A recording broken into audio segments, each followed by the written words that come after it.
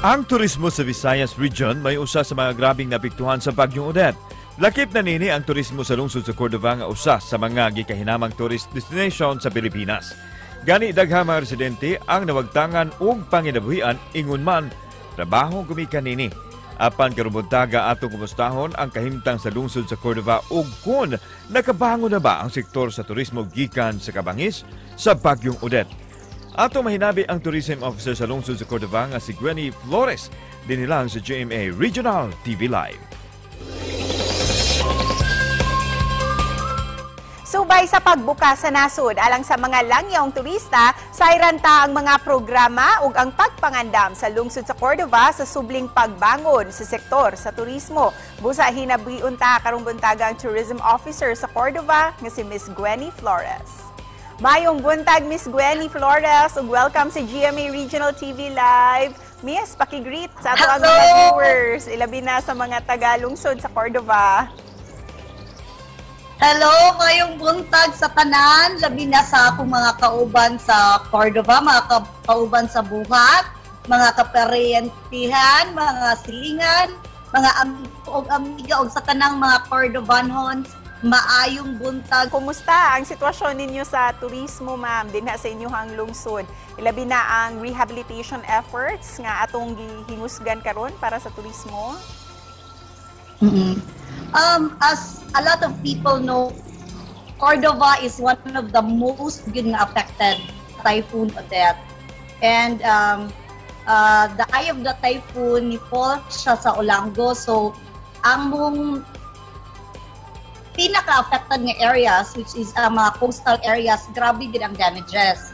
Then, if ang ubang lugar, dugay kay nabalik until now, dugay kay nabalik ang kuryente, ang tubig, o ang network, samot na gid sa Cordova. So, it's slow, but we are slowly gaining na gyud and getting back on our feet. Karong bukas na ang Pilipinas, ma'am, alang sa mga foreign tourists, unsa ang mga tourism establishments ang andam na alang sa pagdagsa unya sa mga turista? Ang atong mga hotels and resorts, there are some, not all, are already operating, but not fully operational. I mean to say, some of their amenities are available. Like if you want to go swimming, or you want to go to the beach, pwede na. There are some pwede na stay on overnight na asay dili pa. So, although we are trying our best to get back, dili pa gyud ta maka fully operate to the if we compare it to last year. So, but what's important is we are gaining, we're getting back on our feet, and we are accepting visitors na gyud. Aside sa katong dimension nimo nga mga establishments, ma'am, nabalik na ba ang island hopping activities dinha sa Cordova? Kay usa gayud kini sa nahimo ng panginabuhian sa mga taga Cordova. True. They are the most grabe gid ka tragic ang nahitabo nila. Ang uban total damage, as in na ubang mga barko na abot sa laing, naabot dito sa kuan kuno sa south.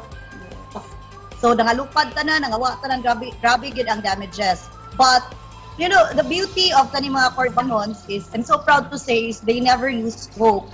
They don't cry and then just, you know, they always get up, they do their best, and they're still very hopeful that everything will go back the way it was. That's good to hear, ma'am, nga anam-anam nang may bangon ang sektor sa turismo. Busa, unsa ang inyong mga plano ug dugang pang mga programa aron mas madani pagayod ang mga turista nga duawon ang Cordova?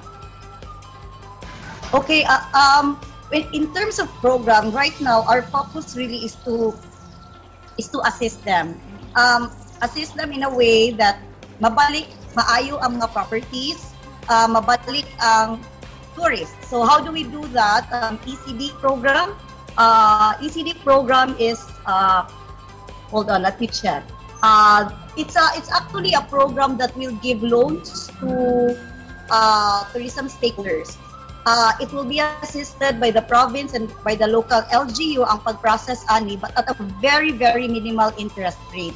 Busa ma'am, para sa mga naghinam-hinam ng musuroy sa Cordova, unsa ang mga requirements alang sa mga local o sa mga foreign tourists?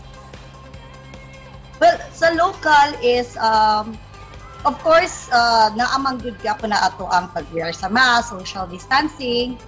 We are not very strict on vaccination cards, although we encourage it, but dili gyud nato gina-implement og mayo. So it depends on the private establishment na. Busa ma'am, isip pa na po, please invite all our viewers nga nagtanaw nato karon nga duawon ang lungsod sa Cordova.